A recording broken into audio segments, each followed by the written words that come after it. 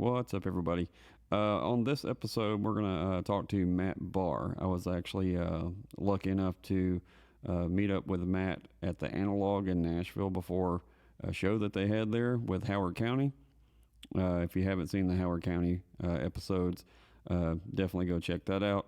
But another thing, at the end of this, I had some live video of Matt and the band playing at their showcase. So I'm going to post some of that at the end, so make sure you check all of that out.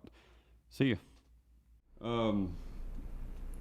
Matt, I appreciate you hopping on the podcast, Hey, man. thanks for having me. So we loaded up at about 8:30 this morning and drove from Memphis to Nashville to catch up with you guys. So y'all are playing tonight, right, at the Analog? Yeah, just downstairs. First time playing in Nashville? Yeah, this is actually our first time playing in Nashville, so really excited. We recorded here. I recorded my album at Sony, so that was an experience in and of itself, you know. Mm-hmm. But yeah, as far as playing live, this will be the first one. How long ago was that? That was in November. Yeah. So pretty recent. Pretty recent, yeah. It's good to be back. I love Nashville. It's a lot going on. That's for sure. Yeah, Musically. yeah. So as far as the album you just put out, how long has that been a process of? How long did that take?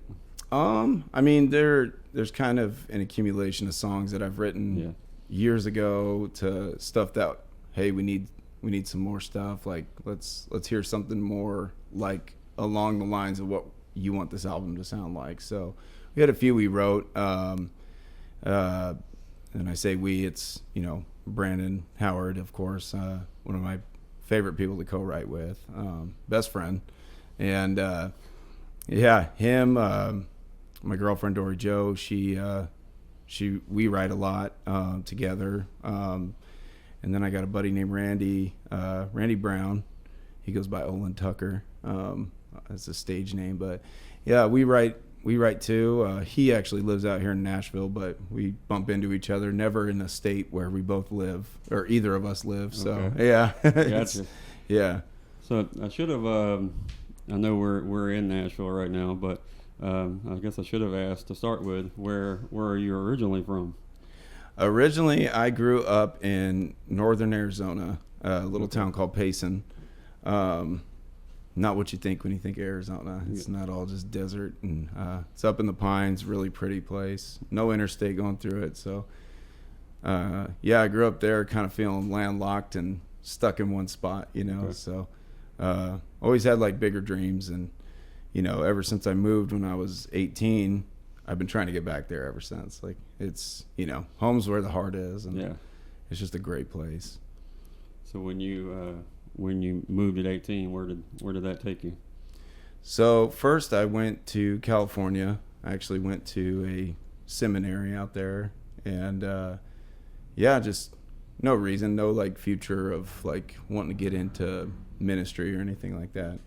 Just love the Bible, love history, kind of a history buff, and first time in my life I ever had like straight A's ever. It was just something I was interested in, and then after that, moved out to Hawaii for 5 years, and then after that, I lost my brother while I was living there. Lost my oldest brother, and it's kind of like a reality check of, all right, I need to do something else, you know. And when you live in a touristy area, you kind of get locked into this hospitality environment, and you know, it's either you're going to work at a hotel or restaurant or on a boat and stuff like that, you know. So I was a trail guide on horseback for like 5 years out there, and, you know, doing that whole thing. But it was kind of a reality check. Like when he passed away, I'm like, all right, life, like the clock's ticking, you know. And I moved back to the mainland, and I ended up moving to Colorado, up in like Fort Collins, and ended up in the oil field for about 10 years. And, you know, it just kind of eats at your soul when you're a musician and you're giving away 100-hour weeks, you know, to a job, you know. Right. You're like, I'm not supposed to be doing this, you know. I'm supposed to be making music, and you're just too tired to do it on your days off. And so, yeah, So you are. What about the? So when did you start playing music, and when did you? I know you said you were in the oil field, but what kind of got you going on that?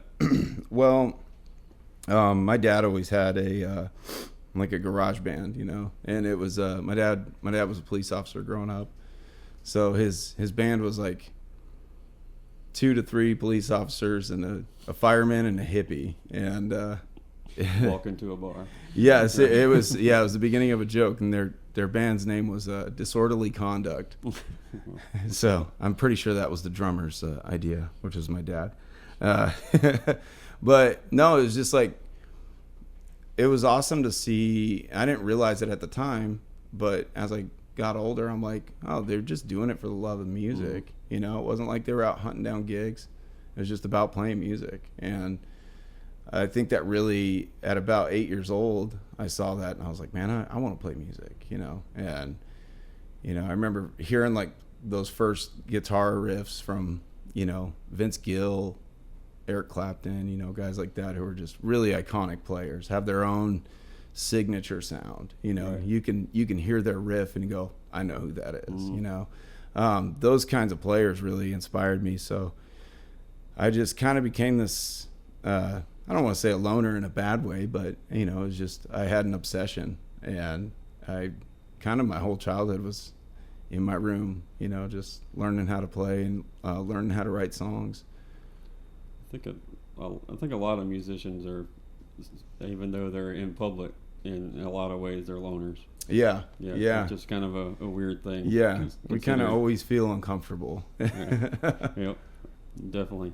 But then sometimes in front of people, as things are going good, it's probably when things are going good, it's the most comfortable. Yeah, to be. It's a weird spot to be in. It is. So the kind of music they were playing. Also, there was a band around my area. It was Cops in West Tennessee, and their name was ZZ Cop. ZZ Cop. That's good. Yeah. It could have been worse. Yeah. But none of them had beards. So so that's kind of probably weren't allowed to. Exactly. Yeah. So it's yeah. So that kind of music they were playing in the cover band back then. That was the music you grew up on, like it. Yeah. That it was, mix. Yeah, it was a lot of classic rock, kind of that cross genre, what we consider cross genre now. With like the Allman Brothers. They fit into the country genre nowadays, but back then they really didn't, because it was, from that era of music they were playing, it was more like Johnny Cash and Highwaymen, stuff like that. So, but yeah, I mean, growing up listening to the Allman Brothers, listening to, all the classic rock bands, Led Zeppelin. Dad's a huge rocker, Gotcha. You're a drummer, you don't typically get into it to be a country drummer because there's more technical loud music out there that they typically want to play, but yeah, country was always just there, and the stories, and figuring out how to write these stories, and that really is, it was inspiring, and it was a huge challenge, and I love challenges. Did you start writing early on? Yeah, I started writing around 10. Okay. Once I started being able to put chords together and understand, oh, this is a key, this is a key, and this is what chords go into that key, for Western music, and just understanding like those little formulas, and just sitting down and being like, oh, I kind of hear something here, and I think my writing technique hasn't changed since I was a kid. I think it's been the same, where I start playing something and it usually derives from the guitar, from a little lead riff I was doing, and I'll hear the melody of the song, and then all of a sudden I'll start to hear the words, and like it always existed, kind of thing. So it's a fun process for me. So you were doing that through all those moves and everything. Yeah. On horseback in Hawaii. I kind of still around. I kind of took a break for a little while. I mean, I always play guitar, and I would occasionally write a song. I'm not someone who can just sit down and just push out a song. Like I kind of struggle with that. I I really got to be inspired. It kind of hits me like a train sometimes, and I'll write 3 songs sometimes in a day or a couple days, and then there's like a lull for a few months where I just don't feel inspired, and but it's typically when I'm studying somebody else, studying another artist and I do this thing where I force myself to listen to an artist that I wouldn't listen to otherwise, and that's when it typically starts to come out, the creativity. And what about, were you gigging at that? Did you ever have that the cover band? Yeah, I had the cover band like in high school.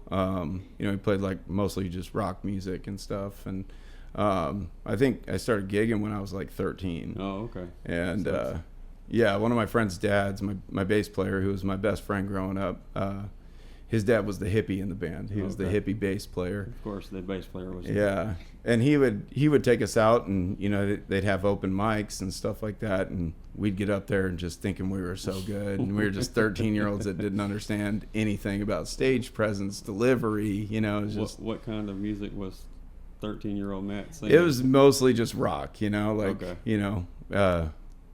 You want to be a part of a genre, so you're saying you're a genre, but what's actually happening is, rock, or whatever. So who were some of the artists? Back then it was a lot of the bigger, like a lot of the newer guys, like Jimmy Eat World, which they were from just down the hill from where I grew up. So there was groups like that. There was a lot of underground bands that we listened to and we would cover, and then there's just the classic rock songs that we tried to make our own, which is hard, right? Because those songs, man, they're really hard to duplicate, and just being in a 3-piece band, having to play lead guitar and lead sing, and it's really hard to do. Not a lot of Allman Brothers. No, heck no. Greg Allman's one of the best of all time, in my opinion. He's incredible. I know he's highly rated, but I still think he's underrated. In my opinion, he's top 5. He's creativity, touch, feel, tone, everything. You could tell he took care of all those aspects. Yeah. Took a lot of pride in that. It didn't matter if you know the song or not. As soon as he starts to sing, Oh yeah. Just great music. So all that being said, you ended up in Texas doing the oil field and everything. When did you decide to actually start making your own, or trying to do something with the songs that you had written, kind of make that jump? I know that was I'm sure that's a stressful time. Stressful decision. How did that decision happen, I guess is the better question. So later on in my oil field career, I had started my own oil field service company down in West Texas in Odessa, and business was doing great. And then the pandemic hit, and nobody knew how long this was going to last, what the effects are going to be. So as far as my company went, we're a third-party service company, is when downturns come in the oil field, they typically go internal. So the companies go, well, we can do this on our own. We don't need to be paying another company. So, but like I said, nobody knew how long it was going to last. So we took this little hiatus, from, having the employees work, but I was still paying them because I didn't want things to just come back up and then we didn't have any manpower to do what we needed to do. I really loved all my employees a lot.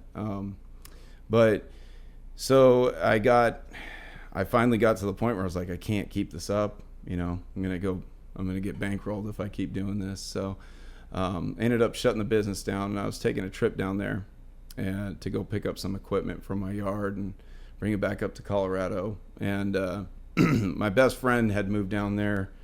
My buddy Matty B, he moved down there. He's a professional calf roper.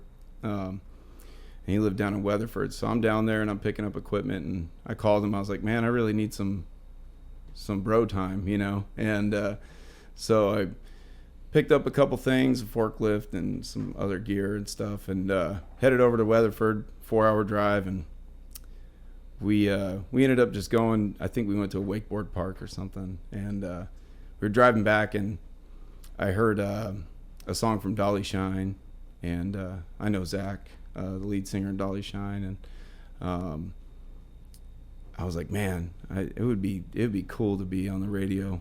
And Matty B stops his truck on the side of the road, and he goes, "What are you doing?" He's like, "What have you been doing? Like, why have you not pursued this yet?" And he's never talked to me like that before. Right. So he's just the happiest guy, and he's never really gotten that serious and intimate in a conversation in that capacity before. And then it just kind of like, it made me sick to my stomach, because I was like, he's right, you know, like I need to get back into this, you know, and because not everybody has that. Some people have the talent, but they don't have the desire, or they don't have the patience to do what we got to do. And some people just don't care, you know, they're good at what they do. They're good at guitar. They're good at an instrument. They're good at songwriting, but they just don't care for it. You know, right. They don't care for the industry. And for me, it was, you know, it was a childhood dream. And so I was like, you know what, you're right. I think I'm going to go home and pursue it. And at that point in my life, I had no clue how to pursue it. I had a lot of stress of my company's going under. And so I'd gotten back home, and I usually went to the gym in the mornings around 5 a.m. And that morning I'd rolled into town at like 9 o'clock, and I was like, I got to go work out. Like, I've been up all night driving, but I need to go work out. And, you know, I've been sitting on my butt for too long. And I go to the gym, and the lady that worked at the gym, her name was Michelle, and she's like, hey, I got this guy's number for you. He has a band in town. And this lady is horrible at guessing ages, by the way. She had told Brandon I was like 50. I was like, whoa, okay, you know. So and she had told me he's like 55 or something. And I was like, oh, okay, like, you know. So already I'm like, oh, I don't know, maybe I won't call him, you know, like, right. And because you know, I'm not into the whole cover band lifestyle and stuff. You know, I wanted to get with somebody who's going to be a writer with me, and so anyways, one day I just gave him a call and talked to him on the phone, and Brandon's like, oh, so who are your influences? And I mentioned, you know, Travis Tritt, you know, huge Travis Tritt fan, you know, like guitar influences, here they are, blah, blah, blah. And he's like, are you sure you haven't heard of us? And I was like, how arrogant is this guy, you know? But it made sense later. Right. It made sense later, but anyways, he goes, I'm going to send you some links, and then you give me a call back, you know? So I listened to his stuff that he sent me, and I was like, holy cow, this guy's incredible. And he's like, we need a lead guitar player. Can you play lead? And I just said yes, you know? And I've never just been a lead guitar player, ever. And he's like, can you sing harmony? And I was like, yeah, I can do all that. And so I actually called up my buddy Ryan. I was like, dude, I need to borrow an electric guitar, you know? So I drove to Denver, got all his gear, came to a session the next day, and they were like, yeah, we want you in the band. And so I ended up being Brandon's lead guitar player for 2-3 years, I think, something like that. And then they ended up moving to Texas, and I kind of got stuck up there, and I thought I was done playing music. And then Dory Joe, who's now my girlfriend, had given me a call, and I'd met her. I'd done sound at a couple of her shows, and she's like, I need a guitar player for these gigs coming up. And I was like, cool. So then we started playing, we started writing, and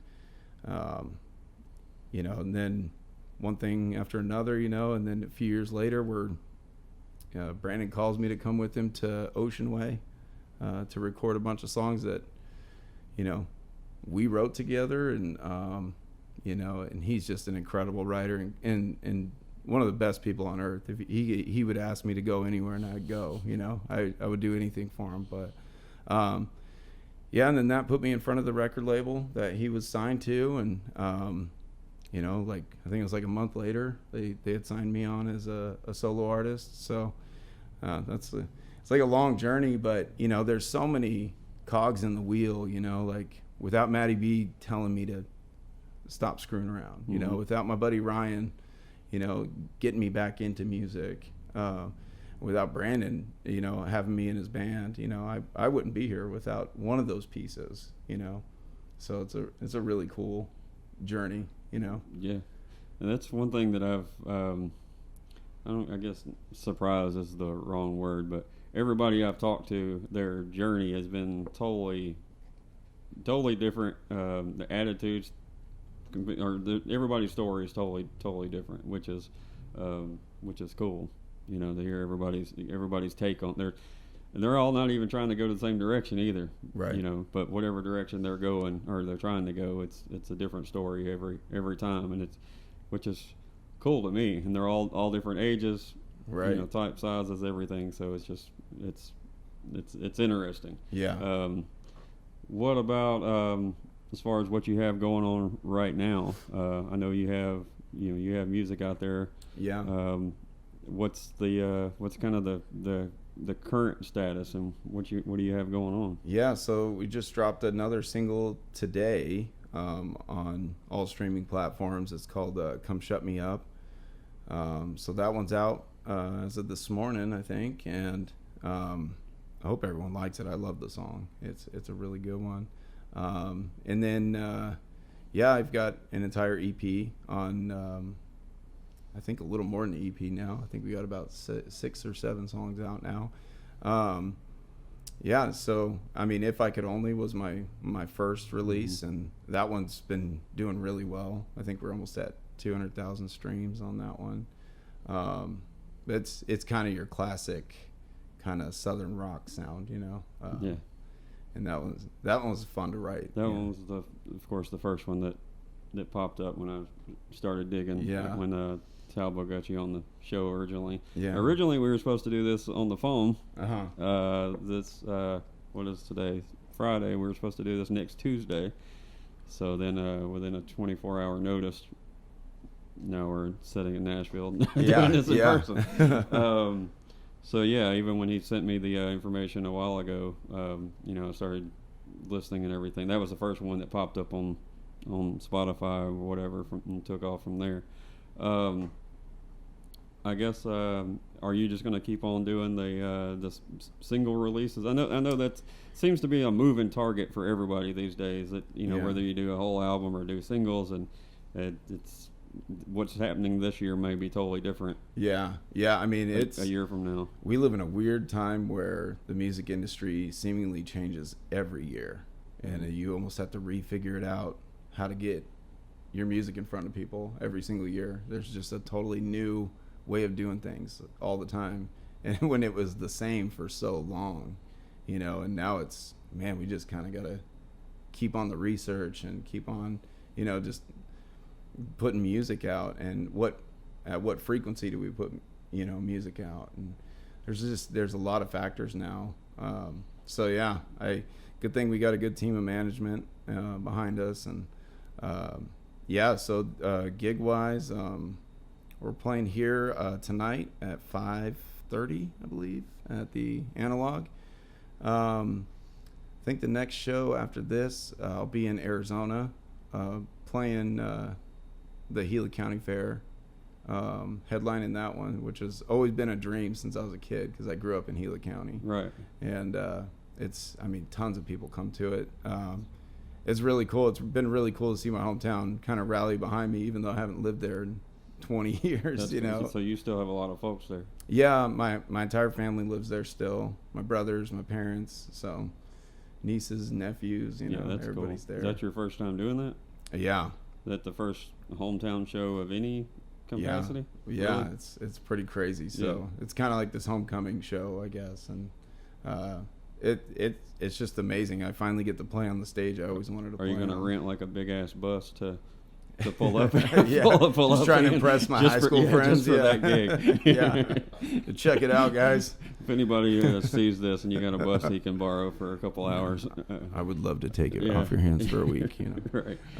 That would be, you definitely video that. Yeah. Either that or pull up in like the raggediest thing possible. Yeah. One of the two. It can't be an ordinary vehicle. Yeah, it can't be.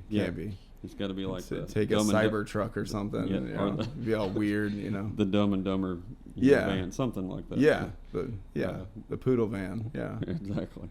So what about let's talk about your team, I guess, because a lot of people that you guys are used to kind of the way things go and the way everybody's team and everybody's got a kind of a I guess just a different thing around them. But for most people that that aren't into music at all, they don't really know what it takes to get things like this to happen. Whether it's a couple people or a large conglomerate of people. Right. What is your team? And I ask that question because I want people to know that it's not easy, No. and it might not be completely mom and pop, but it's not far from it. Yeah. So in my opinion, there's no such thing as a self-made man or a self-made woman in this industry. Right. It just doesn't exist. It may have at one point. I'm not sure, but I kind of want to say it's never existed. Probably not, yeah. There's just so much that goes into it. And one person, I mean, typically when you're creative, we're not really good at a whole lot. Like, we're not really good at marketing. We're not good at design. We're not good at, coordinating logistics, like we're typically just creatives, and, I think about it all the time. Like, did Michelangelo have someone managing him? Like, how was he feeding himself? Right. Like, to come up with all these crazy ideas and design ideas and all this stuff, there's no way that guy was too good at much. Like you hear about Albert Einstein. I'm not putting us up there at all, but these are very creative people, right? And Albert Einstein couldn't even dress himself. Right. He had to have his clothes laid out. This is what you're wearing today. We're just songwriters, so we're not that extreme, but it is hard when you're a creative person because we see how things are made. We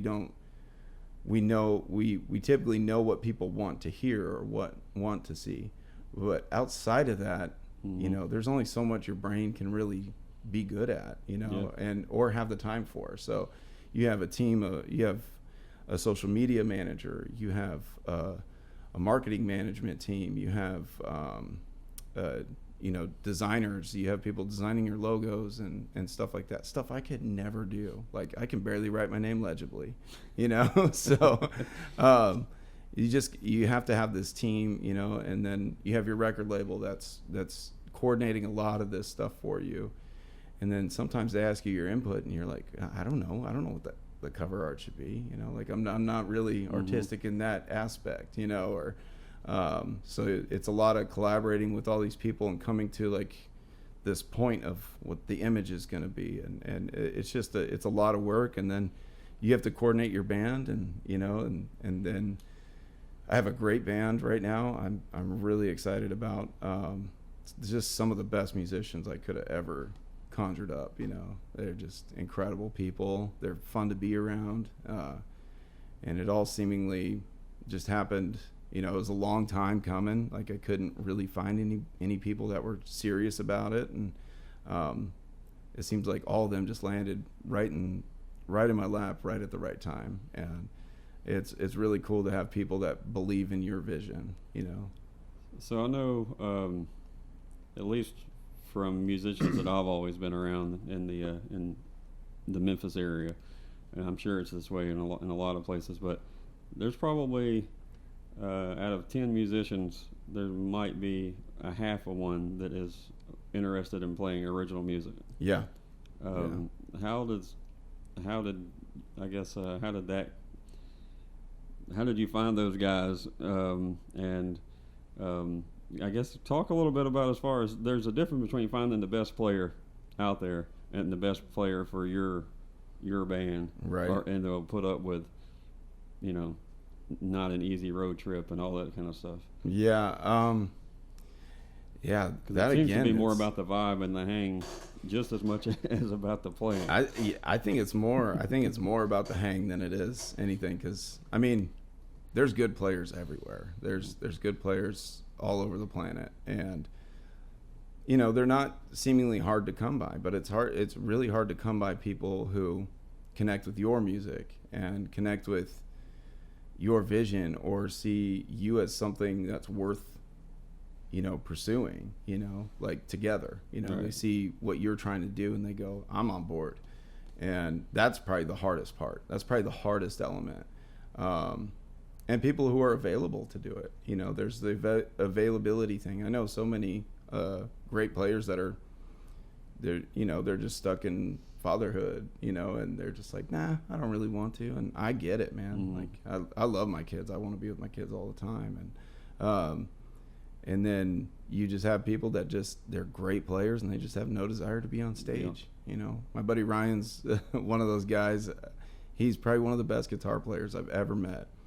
And he just no desire, he's just like, I like my life. I like coming in my little studio room and playing, and that's it, and I'm, man, kudos, it's way cheaper. It is. Yeah. It is strange. They probably end up making more money too, just being studio guys. Oh yeah. In the end, it is strange how a lot of guys like being on stage. They like being in front of people, and some of them are fine just making music for somebody else. Right. It is all the different flavors that folks have. It's right. It is something you would think that if they're that good, they would just want to do all of it. Right. But it doesn't necessarily go that way. Yeah. So there's a couple,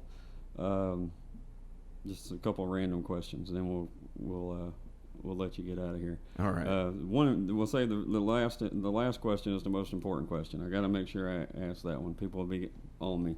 But what do you like to do outside of music? I know that's kind of a generic question, but we're trying to get to know Matt. So I love hunting. Okay. I love hunting. I haven't done it in a while because music takes up a lot of time. Mm-hmm. But I love bird hunting specifically. Love quail hunting is probably my top favorite activity to do. When I lived in Hawaii, it was spearfishing because hunting was kind of hard to come by. But once I got into spearfishing, that was like, oh man, now I'm hunting in a shark's kitchen, and I can't swim nearly as fast. But something about the risk factor of doing that was really fun. But yeah, bird hunting is just nothing better than going out with your friends, and you don't really got to be specifically quiet, like you can just go out and hang out, talk crap to one another, and there's some birds, boom, and shoot, You don't have to freeze in a deer stand. Yeah, you don't have to freeze in a deer stand, and then I'm just a big fan of quail meat, honestly. Love it. But yeah, hunting was a big thing for me. Working in the oil field, I didn't have a lot of hobbies, so it's just work and work and work and try and sleep when you can kind of thing. But up recently, my kids wanted to start golfing, and I'm like, that sounds cheap, but so they've been taking me out golfing and stuff, and they're funny, man. Kids just learn so quick, My oldest just got on the golf team this year at the high school, so it was really cool. I mean, I just honestly love hanging out with my boys. Like that's my number one hobby right now. So that's so you go to the course and get beat by. Yeah, get beat by my 8-year-old. He spanked me the other day. I mean, I think he shot par, and I was like 19 over or something. Yeah. On 9 holes. I don't want to sound like I'm somewhat decent. That was 9 holes. I got smoked by an 8-year-old. Well, that's why we don't play Mario Kart with ours anymore. Right. Yeah. They get good at stuff fast. All right. So the most important question, and I don't know, you're Arizona, Hawaii, and Colorado. I don't know how big these are, so just be honest, because this might be a southern thing. But what's your favorite Little Debbie cake? Oh man, I knew this was coming, and I don't want to offend anybody, that's okay. But I'm a Hostess guy. Well, I'm a big Hostess guy. I mean, I'll probably house down 5 Twinkies a night, just to kind of put the cherry on top of the day. I will just wolf those suckers down. They're so good. I get them at Costco, so I have plenty, but I probably go through a 20, 30 pack of those every week. I love Twinkies. That's not a wrong answer. I do like some zebra cakes. The only wrong answer was Patrick with Country versus Metal. Oh, okay. Because he didn't even know what they were. Gotcha. And then he had to do research. You go even if you're watching on video, you'll go find this video.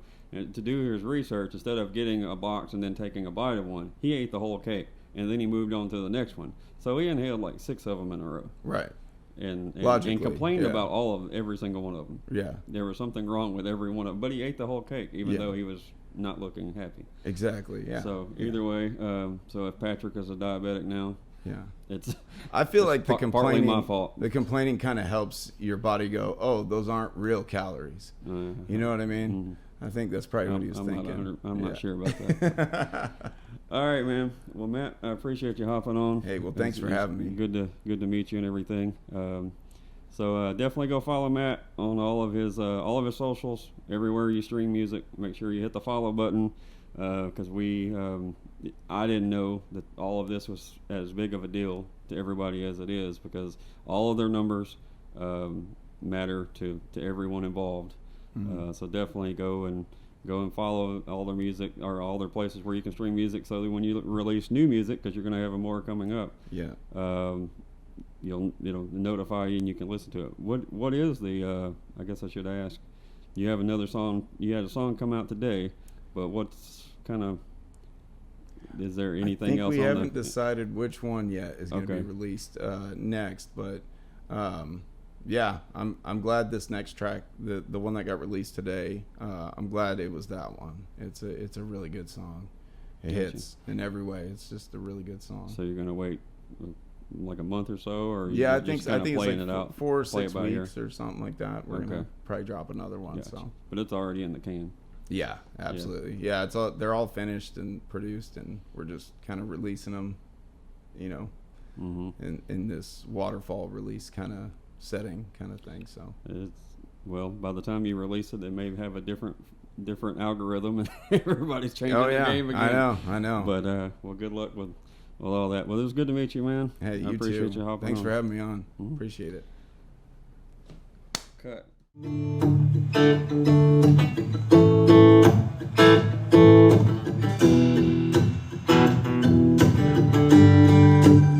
This one's called Hell No.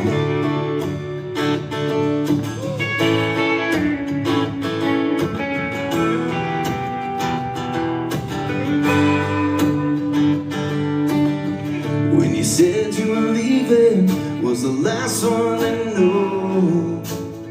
No, you didn't cry when you walked out the door.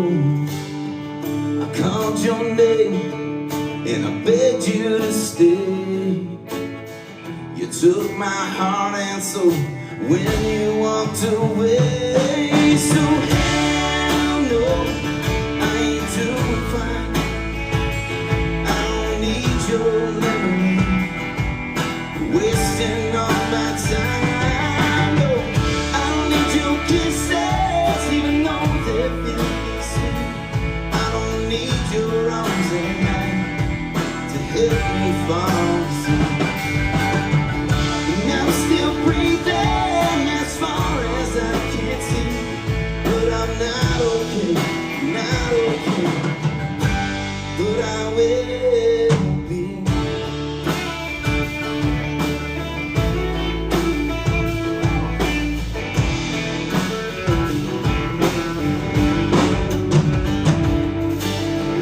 When I think about your promises and how you said you changed, there ain't nothing different, you're still the same.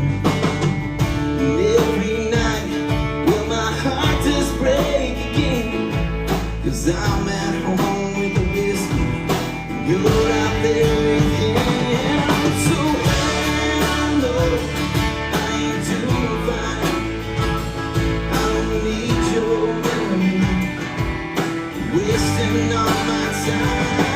No, I don't need your kisses, even though they're feeling sweet. I don't need your arms at night to help me fall asleep.